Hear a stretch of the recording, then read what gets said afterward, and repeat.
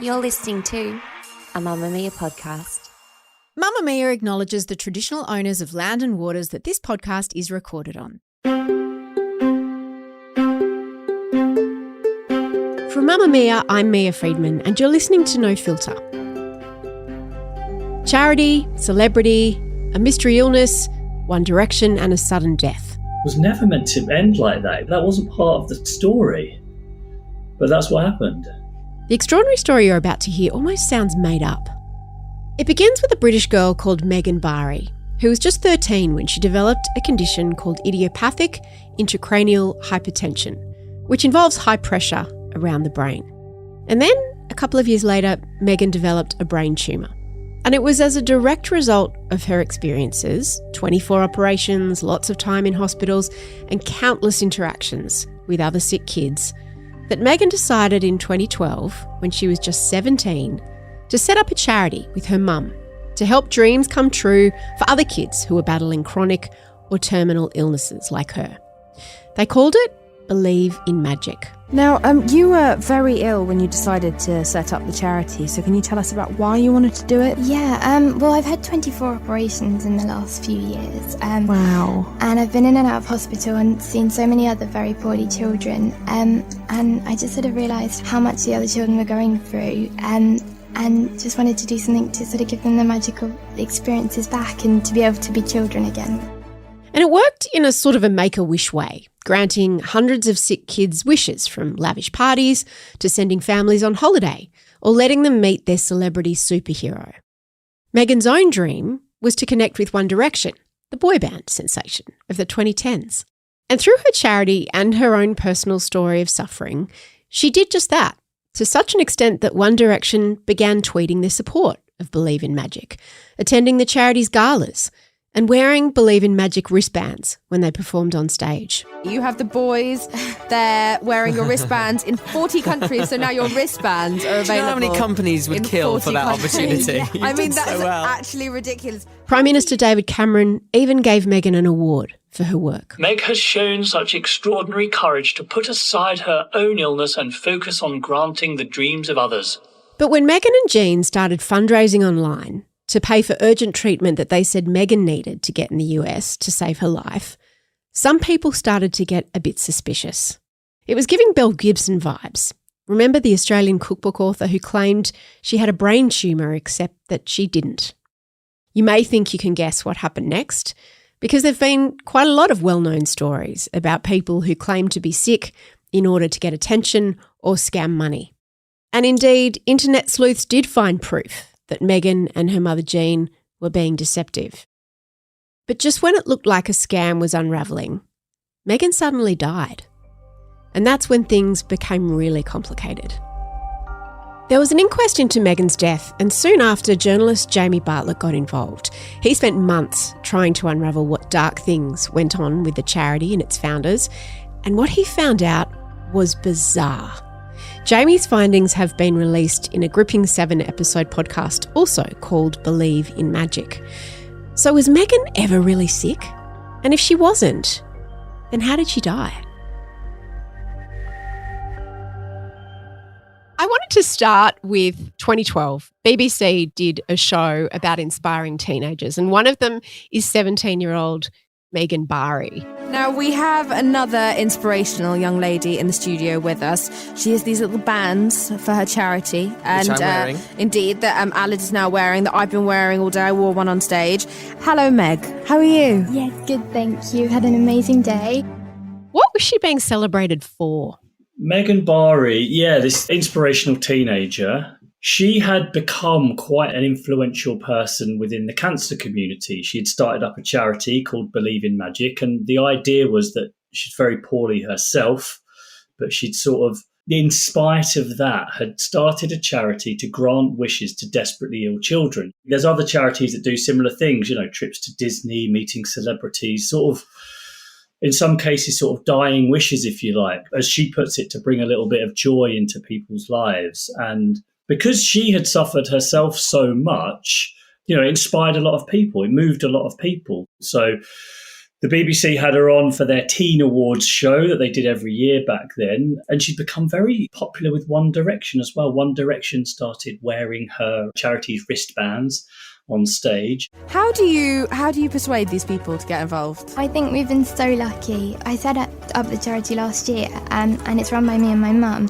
But I think people really like that because I'm 17 and because I've been poorly myself, it means they kind of get it more than if it's just, I don't really know, I think they get the story behind it. A very, very inspiring young teenager. How did she look back then? Because she claimed to have had 24 operations in the last couple of years. She said she'd had a brain tumour, and she talked about how her insight into what it was like to be in hospital and so ill made her want to help other kids. Did she look unwell? Based on what other people have told me who knew her well at the time, she didn't look well. She was slightly overweight. She definitely took lots of medication. A lot of people saw her taking a lot of medication. And the thing is about a lot of complex conditions, you can't always tell just by looking at someone how ill or how unwell they really are. So yes, if you've got a broken leg, it's kind of obvious. But when you're talking often about brain conditions, it's less obvious. It's not always a visible condition. So that's a tricky one. And that's sort of part of the story, I suppose, in a way. How far you ever really know how unwell someone really is just by looking at them. You don't. You don't. The One Direction point that you made was really interesting. She was a big fan and they became really involved. Like Harry Styles' mum climbed Mount Kilimanjaro to raise money for Believe in Magic. How did that connection come about? I didn't really know that much about One Direction before I started this. I just, pop band. To me, they were just a sort of X Factor contestants that did really well. A good bunch of lads, and they did a lot of work for charity, and a lot of popular bands, they do a lot of work for charity. They will do after gigs. They will often meet poorly children. One Direction, and again, I didn't really know because I wasn't a directioner. But back in 2011, 2012, that sort of time, I mean, amongst teenage girls in the UK and around the world, they were absolutely huge. I mean, there was this sort of obsession about them. They were like the Beatles. Yeah, but it was like Beatlemania. It really was. Actually, when we were making the programme, we talked about it being kind of similar to Beatlemania, sort of screaming teens, absolutely obsessed and genuinely feeling like they were in love with the band and that they were going to marry members of the band. And they turned up as well at this interesting point where social media was making them far more approachable. They seemed a lot more normal. They would share much of their life online. So you got behind the scenes in a way that you didn't with the Beatles. So Megan was one of thousands and thousands of young teens who just were obsessed with One Direction. And she'd managed to meet the band backstage after one of their gigs in London. Was that because she was sick? Some of the details aren't exactly clear, but yeah, we think it was through one of the charities that would put these events on for poorly children. And at the time, she had been diagnosed with idiopathic intracranial hypertension, which is a sort of, without going into the medical details of it, a sort of build-up of fluid on the brain, which can be extremely painful. Doctors still don't fully understand it. So we think she got to meet the band after one of their gigs because she had been selected because of her idiopathic intracranial hypertension. And she was brilliant with celebrities. She was really, really good at sort of charming celebrities and talking to them. And she managed to somehow get their attention and get them to support her charity too, which she decided to set up. Hi, it's Louis from One Direction. We've been working with Believe in Magic now for a few years and we think Meg and the team are absolutely incredible. So to win a chance to see us in London on the 26th of September, donate below. Thank you. Who did she run the charity with? Because she was a teenager and she'd been unwell. Running a charity is a big deal. Who was helping her? That was her mother, Jean. So Jean and Megan had an incredibly tight, close relationship. Megan had been taken out of school when she was, I think it was 13. So she was homeschooled for quite a long period of time. Jean had had children from a previous marriage that had all grown up and moved away. And they were more like best friends, really, than mother and daughter. And Jean as the adult, was the one that really set the admin and was one of the official directors of the charity until Megan was old enough to be that. But it was the two of them, and they were called the Fairy Godmothers. And they would put on these events together, and everyone who went would say, these two are just a whirlwind, a ball of energy. They do everything themselves. They run this entire charity. They put on events and trips to Disney and Hamley's toy store in London, where they get children all morning to be able to enter the store before it opens and play with the toys and all this stuff they did. It was just them two. They did all the admin, they did everything, all the fundraising. It was the Jean and Meg show. Believe in Magic was started by my daughter Meg, and when she was just 16, actually. She'd been very poorly herself for about 4 years then, and was in and out of many hospitals in London, mostly Great Ormond Street. And Meg wanted to do something to make a difference to their lives. So she set up Believe in Magic, which became a registered... They would work 11, 12, 13, 14 hours a day just to put on these events for poorly children. And they really did. And they helped a lot of people. And I spoke to a lot of people who attended Believe in Magic events who said, I'll never repay them what they did for my child, the events they put on, how much they helped us. It was amazing. So the charity was real. I mean, One Direction raffled off backstage passes and raised £400,000. Harry Styles' mum climbed Mount Kilimanjaro. A lot of people donated. They did actually do things because all the things you described cost a lot of money to execute. They really did, yeah. There were all sorts of events they were able to put on. They put on this huge fundraiser at the Natural History Museum in central London, this Princes and Princesses Ball, where a couple of the One Direction members turned up as well. They would have trips to Disney, trips to Kensington Palace, trips to Buckingham Palace. They would often send gifts to poorly children that were in hospital. They'd suddenly receive a package. And one person told me how her daughter was a big fan of a children's TV personality called Mr. Bumble. And Meghan had managed to persuade Mr. Bumble to write this sort of personalised note to her daughter to get well soon and keep fighting. And they were putting on events. They really were. And they did a lot of events. Remember, Meghan won an award, which Prime Minister David Cameron said of Meghan, like, fighting through her adversity to put these events on to help poorly children. She won a special award.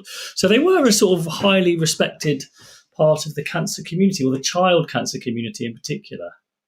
Yeah, that sounds like they were almost celebrities in that area, in that sector. To some extent, yeah. And they did huge amounts of really good work.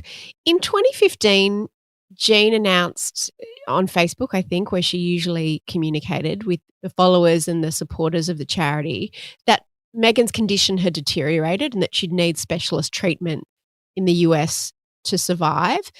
And she said that they needed to raise £120,000 in 2 weeks, which is around $250,000 Australian. And she asked their fans to donate. Was that a change from what had been happening in the years before that in terms of asking people for money for the charity? Now they were asking it for themselves? Yeah, it was. And Meghan had done a small fundraiser for her own treatment a couple of years previous to that, but it was nowhere near that size, not that amount of money. And I think that was the big difference. It had moved from we're raising money for the charity to put on these events to we are raising money for Meghan's treatment. Meghan has put on so much and helped so many other people. Now she needs your help in return. She now has, her condition has seriously deteriorated. We need urgent proton beam radiotherapy over in the US. Can't get it in the UK at the moment. Because of how much money they'd raised for the charity and how much work they'd done, that target was reached within 48 hours. They had raised all of that money. So Meghan was able to go to the US, to go to Florida for treatment. And that was a bit of a difference, yeah. But I think in the cancer community, it's, I suppose, maybe not so uncommon that people suddenly do need urgent treatment. And if you're part of that world, it maybe wouldn't have seemed as strange that it had gone from the charity to Meghan, because those sorts of things do happen. This is when Jo Ashcroft comes into the story. You spoke to Jo. Why was she so interested in Meghan and Believe in Magic at this point? Jo's son had gone through something very similar. Jo's son had been diagnosed with neuroblastoma a few years earlier, and she'd actually been to a Believe in Magic event. She had been forced to raise £250,000 for her son's treatment in America, a similar sort of thing.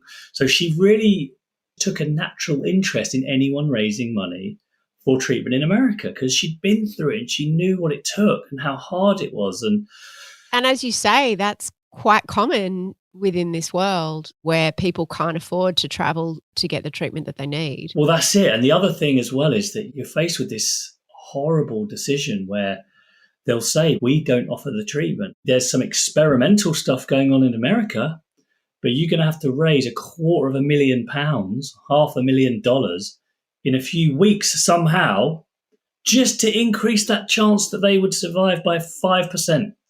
Your whole life is put on hold and you do everything. And she talks a lot about all she wants to do is stay at home and cry and sort of be with her son. But instead she's got to go out there and do marathons and raffles and drag her poor son around from event to event, trying to tug on people's heartstrings. And she said it was awful because she wants privacy. And she said she'll do anything to raise the money. So she's dragging her son around from event to event. She said straight after chemotherapy just to try to get more money. And she did it. She did it and she raised the money and the treatment worked. So it's incredible. I mean, there's just so much admiration for her. And I've got 2 small children myself. And, just even thinking about it, it's a really difficult thing to work on this whole project, to be honest, because of that. Because you're dealing with childhood illness. It's awful. Given that she raised twice as much money as Megan and Jean had to travel to the US, what raised her suspicions about what they were doing? She says the lack of detail. It was very vague. The fundraisers were vague. They were a bit unclear. They didn't give specifics. The hospitals weren't mentioned. The doctors weren't mentioned. To me, it just all sounded very, very strange. And as I'm reading, I'm trying to see where she's been treated, who a doctor is, where the hospital is, and there was no information. And so she started thinking, I'd just like to know a bit more about this. So she'd start emailing saying, what hospital are you actually going to? What doctor is it? Could I get in touch? I'd like to know more. Have you got any scans? Or can I see a bit more on the specifics of what exactly this money's being spent on? Because, she says, she was asked that often and she could reel off every specific treatment, at what hotel, under what doctor, and here's the letter.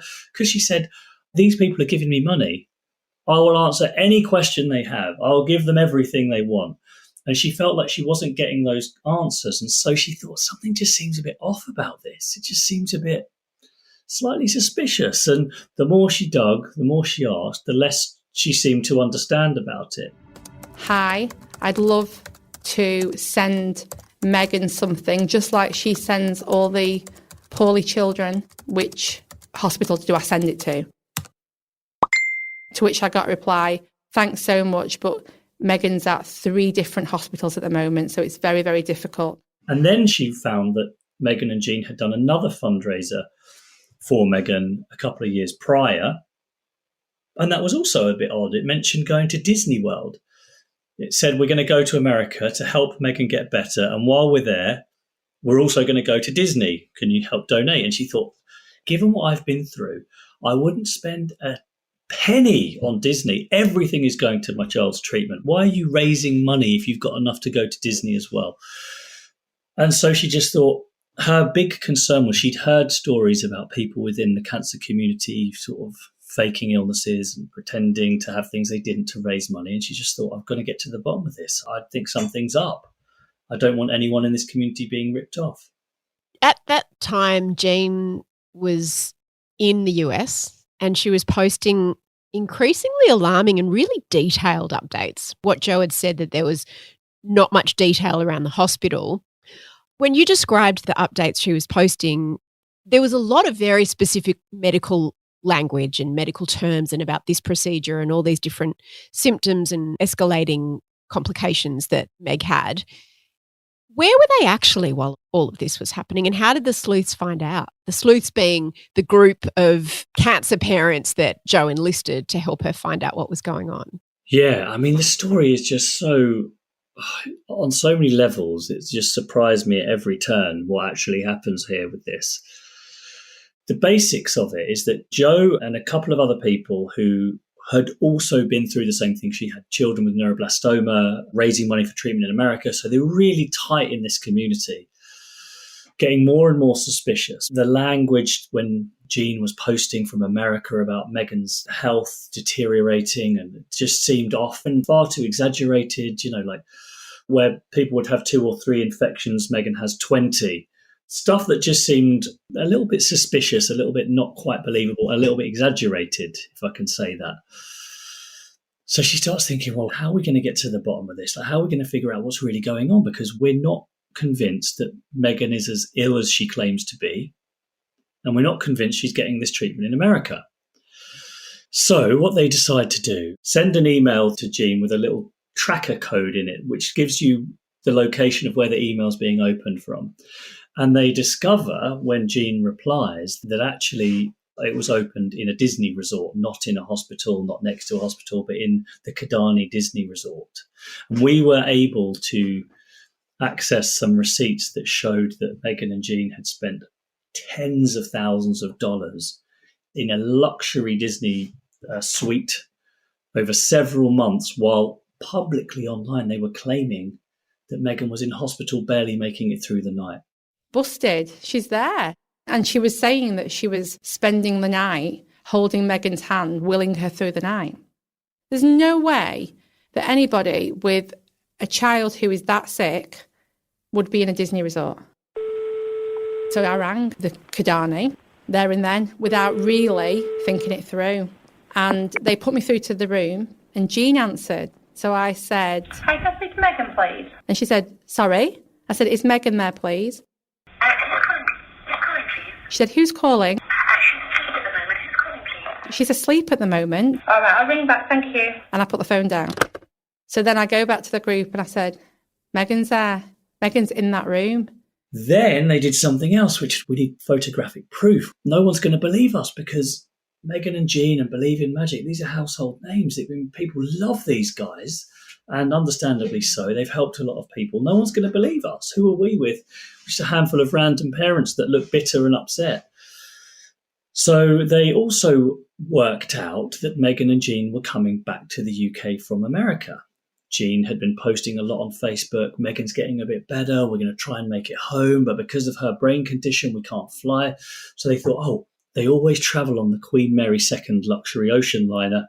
They looked at the times and they worked out that there was one leaving New York around that time. So they thought, I bet they're on that. And it's coming to Southampton in a week's time. So they hired a private detective. This is where the story gets so crazy.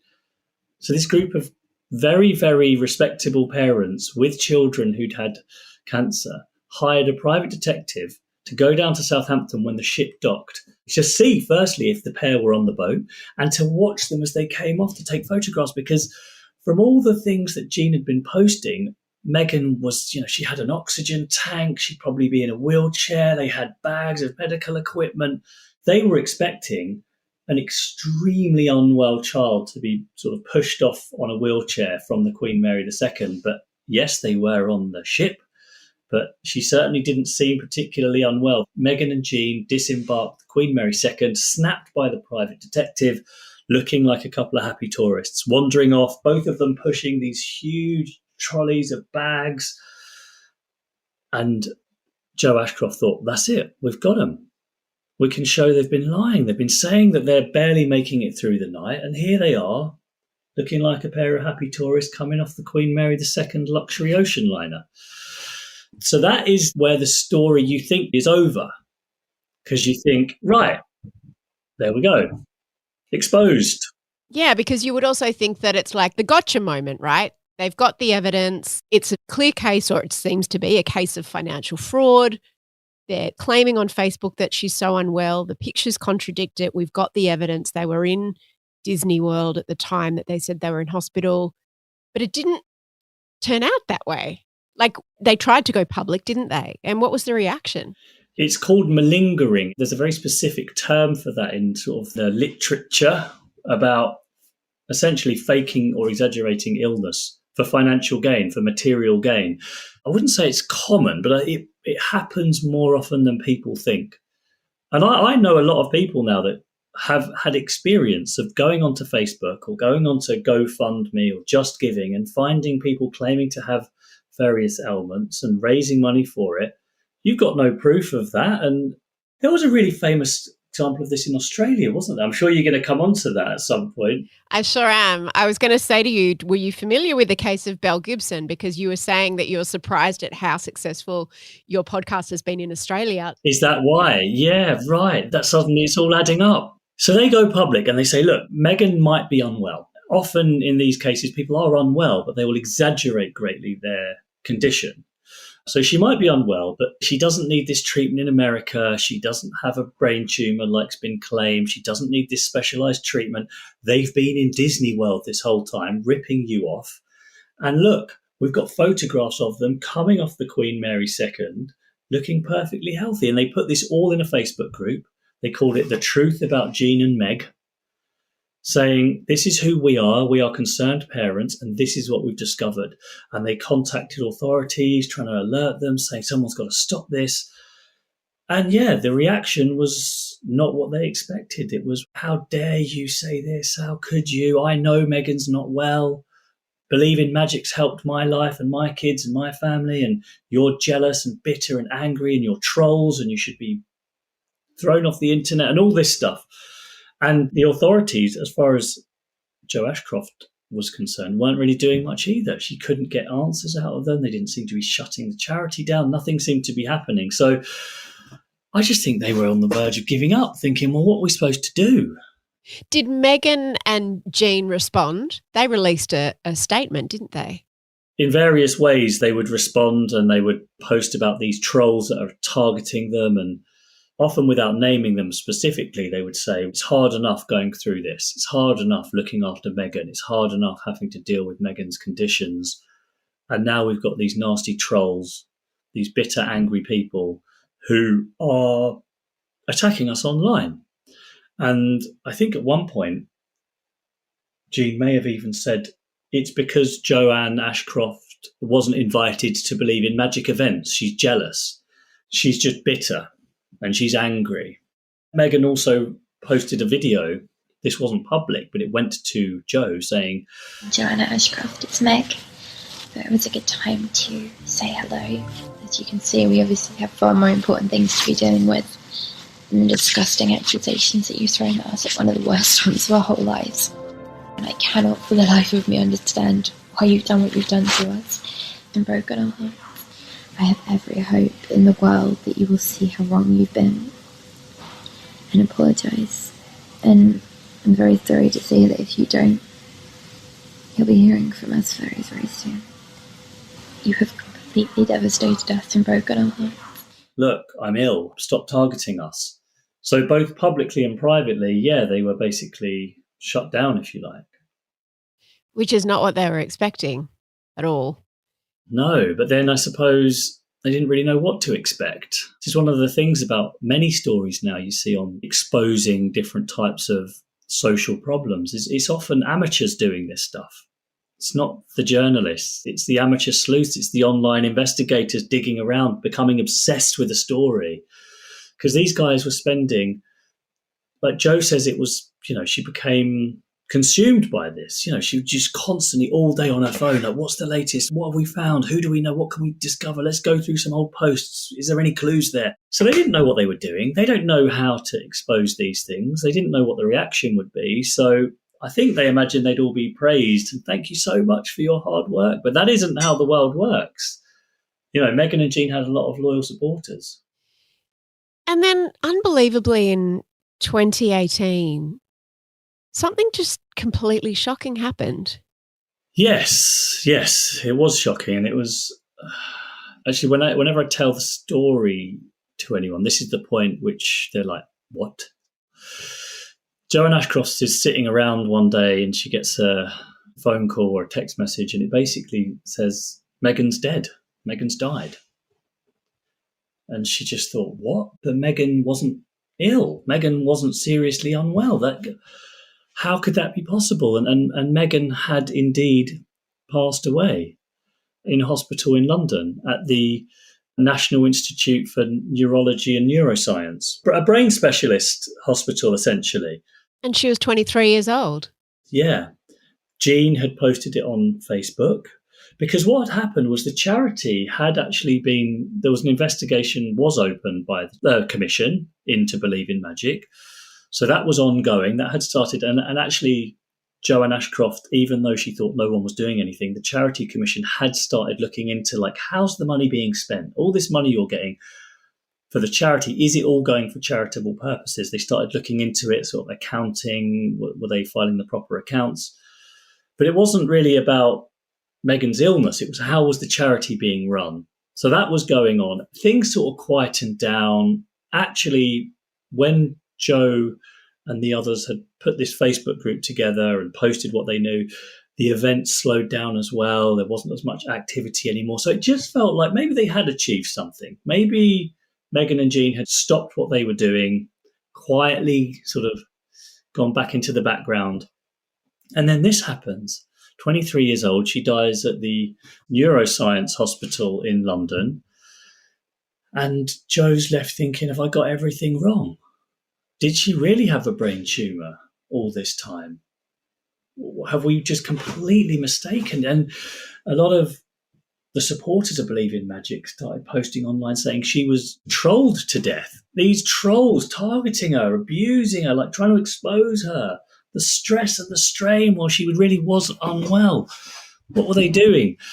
And it's just not what anyone expected to happen, because I think Joe and the others just thought this was a simple case of someone pretending to have a brain tumour that didn't, raising money to go on holiday. Not that she'd ever die. It was never meant to end like that. That wasn't part of the story. But that's what happened. After the break, Jamie tells us what happened after Megan's death, because just when you think you know how this story is going to end, it twists. What was the reaction publicly? I mean, I assume everybody came after the sleuths, as you say, and said that she was trolled to death. There was a postmortem and a second postmortem. Her funeral was cancelled at the last minute and then rescheduled. But you didn't become interested in this case until 2021. What sparked your interest? I'd done a podcast called The Missing Crypto Queen with the BBC about a big Ponzi scheme, essentially. And what happens when you do those sorts of big stories is other people then approach you and say, would you like to look at this story? Because you seem to, you sort of know a little bit about how to investigate these things. And a BBC journalist basically got in touch called Ruth Mayer. She's a producer. You hear her throughout. She'd seen an article in the Times of London, and it just basically was about the Charity Commission investigating Believe in Magic and about the sort of possibility that Megan wasn't as ill as she claimed to be. Underneath it just had this really cryptic line that the truth is a lot darker. The story's a lot stranger than this. This isn't the whole story at all. And that, obviously, for a journalist, you think, oh, right. I mean, this story seems very, very unusual and worthy of really digging into properly. And there's more to it already. There's someone saying there's something else is going on here. And then she gets in touch with me and says, do you want to take a look? Do you want to see if we can get to the bottom of what's really happened here? Because at that point in 2021, no one still really knew what had happened. But Jamie, didn't it look very straightforward? I mean, the Charity Commission had looked into the funding and the spending of the money, but a girl claimed she had a brain tumour for a long period of time and then died in a neurological hospital of a brain tumour, according to her mother, and had a funeral. So unless all of that was made up, outside the cancer community, did you feel apprehensive about digging around? I mean, what were you trying to do? Besmirch the reputation of a dead girl? That maybe she smuggled some money? I mean, when you thought it was just that story. What was it that made you think there was something else there? No, I didn't want to besmirch the reputation of anyone, obviously. And that was the thing that was really weighing on my mind when I was looking at it, thinking, do I even really want to get into this? Because a young girl's died. There'll be a grieving parent. I'm going to annoy someone, upset someone. I don't really like doing that sort of thing. But no, it wasn't straightforward. It still wasn't clear what had happened. when we spoke to Jo before we even started on this properly, she was absolutely adamant that Megan did not have a brain tumour. She did not have a brain tumour. She did not die of a brain tumour. There was no brain tumour. Not only had that money had been misappropriated and misspent, but that's one thing, but there was still the mystery of how really did she die then? Is there something about this story that we don't really understand? And it's something about it didn't add up. There was still something that hadn't been uncovered. How did Megan die? How did it get to that? And if we still don't really know and no one really knows, shouldn't we try and understand this? Shouldn't we try and figure this out? Medical records, of course, are private, even after someone dies. And if Jean didn't want to release those medical records as Megan's mother, you couldn't really get them. Why was there a coronial inquest, actually? So the medical records and sort of doctors won't talk to journalists about patients even after they've passed away, really. But if there's a coroner's inquest, doctors, they have to. They're basically compelled to. And while you don't necessarily get given medical records, they will talk in detail about the case. And coroner's inquests are held when someone dies usually in sort of mysterious circumstances. Which in and of itself suggests that it wasn't just a brain tumour complication. Exactly. Just the fact there was a coroner's inquest held into her death is sort of suspicious or unusual or unexplained circumstances. And there are lots of coroner's inquests held every year, and a lot of them people don't really ever hear about. I mean, I'd never been to a coroner's inquest, but the thing is, coroner's inquest was held 6 months or so after she passed away. Coroner's inquests are public courts. You can go as a journalist and sit in on a coroner's inquest. It's considered to be an open court. But once an inquest has taken place, you can't usually then access the records afterwards, the transcripts or whatever. So we applied to the coroner's court and said, can you give us a recording of the event itself? Because this is where we thought we were going to get the answers, because doctors would be testifying about what they knew, what they saw. Megan had spent so much time in and out of hospitals. She'd been to Great Ormond Street. She was a patient at Great Ormond Street. She'd been seen by countless specialists, and her GP would be there. The pathologist who'd done the post-mortems would also be testifying. So we thought, we'll finally get an answer whether Megan really had a brain tumour or not, and what she really died of and what really happened. But we didn't know whether we'd get granted access, because it's pretty unusual, frankly, for a journalist to be given transcripts or recordings. I mean, they can't actually give you a recording of the coroner's inquest after it's happened. And you're not allowed to take recordings in the court either. But the coroner said, because of this is such an unusual case, we're going to let you come into the courtroom and I'm going to play you a live recording. I'll play it for you live once through. So it's as if you're sitting in the room. You're not allowed to record it, but you can take notes. So you will be able to hear what happened at that inquest. So we got to attend the, kind of weirdly, 4 years afterwards, got to attend the coroner's inquest into Megan's death. Jamie, what was that like? I'd never been to anything like that before. And I didn't understand at the time why there were all these restrictions on it. I remember saying to Ruth, why can't they just send us the transcript? What's the problem? Why can't we, what's the big deal? Which is probably a bit insensitive of me, but I was just so into the story that I wasn't really seeing the wood for the trees, because then I sat through it and it was grim. It felt intrusive. It was horrible. I hated it. It was so detailed. It was so medical. It was, the pathologists and the anaesthetist who tried to keep Megan alive for hours and hours and hours, trying to keep her heart beating and stuff. You're listening in minute by minute detail to the last hours of a person's life. It's awful. It's awful. It's haunting. It's terrible. And I hated it. And I came out of it thinking, I understand now why they don't just give these things out to journalists. It's private. It felt so private to Megan and to Jean and to her family that I really felt like I shouldn't have been there really at all. When you were listening to all of those medical details, did you get a sense from what you heard of how she died and what she died from? You do. So you've got to sort of try to shut out the emotion and really listen. And, you know, 'cause there's a lot of technical medical language in there. But basically, there was no mention at all anywhere of a brain tumour.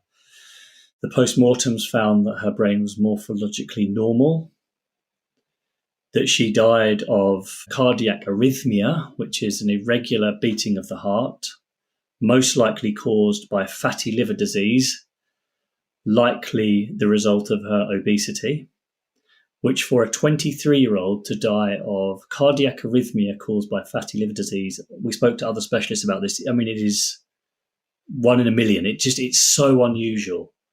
It's so unusual. And then we heard all these other very worrying details as well. Megan and Jean had been doctor hopping, had forged a prescription to get morphine. Some of the doctors got together fearing that there was something strange going on here. So they tried to get a session with lots of different doctors so they could start managing the case. Megan and Jean just wouldn't turn up. So clearly something else was going on here. Other doctors said we have severe questions about the validity of Megan's medical claims. She had claimed to have all these different sources of infection, and then a GP would say, I did extensive tests on her, and she didn't have anything like that. And it felt like there was two Megans. There was the one in public who was saying, I've got this and I'm suffering from that, and I've got a brain tumour and I need this treatment. And then there was a private Megan who was going to see doctors who weren't seeing any of that stuff, but were deeply concerned about the fact they would go from doctor to doctor, concerned about her consumption of morphine, concerned that she had forged a prescription for morphine, concerned about the truth of the claims she was making about her medical history, who were not turning up to appointments. And I was like, this is a completely different side of it, that we didn't know about all of this. This really changes things. So in a strange way, the coroner concluded she died of natural circumstances. That's the way they talk about it, because it didn't say she was poisoned or murdered or anything like that. She died of natural causes. But it's so unusual for a young person to die of cardiac arrhythmia caused by liver disease. She was definitely unwell, no doubt about it. I mean, she passed away, but not of the things that she was claiming publicly. Is there anything that you can do to create fatty liver disease? What causes it? Typically, it's just through over extended periods of time living an extremely unhealthy lifestyle. I don't want to be judgmental about how people should live, but typically professionals will say, you've got a big problem with fatty liver. This is quite serious. You need to drastically change your lifestyle. You need to change your diet and your exercise and those kinds of things. And it's a manageable condition. Because I imagine it's got real symptoms. Of course it does. Yeah, exactly. Yeah. Would that have made her look unwell? It's possible, but it's also possible that the morphine that she was, I mean, several people testified to the amount of morphine that she was on. We had spoke to people that said they would see her just basically drinking it out of the bottle. This is a highly controlled substance. It's very hard to get hold of, yeah. Hence the forged prescription. Her sisters recall her, Megan and Jean, discussing, let's go to this GP over here and get some morphine for you. So there's a lot of complicating things here, but the long and the short of it is that this is a manageable condition. It is something that would require a lifestyle change to manage. And one expert said to us, she saw so many medical professionals, they would have spotted her. I imagine, he said, they would have spotted this and they would have told her again and again and again to change the way she lived. And you could have managed that condition.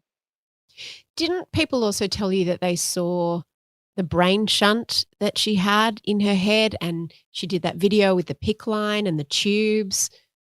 What do you make of all of that? She was diagnosed with idiopathic intracranial hypertension. So that was real. It was real. This is where the story gets very, very complicated. And maybe some people who listen to the podcast will feel there's some questions unanswered. And I think there are still some uncertainties about this. Idiopathic intracranial hypertension, this build-up of fluid on the brain, which can be excruciatingly painful and can be quite serious. She was diagnosed with that, but it's a very, very mysterious condition. There's ways that you basically, shunts will drain off some of that fluid from the brain. And she did have that. She had a shunt. She had 2 shunts. But she didn't have it when she died. Like in the post-mortem, they found no evidence of that remaining. They found no evidence of a heightened pressure on the brain, but which could have been because the shunt that she had was working effectively. There are some questions that are still uncertain, and we'll probably never get to the bottom of it because the only person that really, really knows absolutely everything is Megan's mother, Jean. There's more to my conversation with Jamie Bartlett because in part 2 we discuss Munchausen's by proxy, the psychological condition where people try to get attention by making someone close to them sick. And Jean's other children and their recollection of their childhood is also something that Jamie looked into. And what he found when he spoke to one of Jean's other daughters is pretty wild.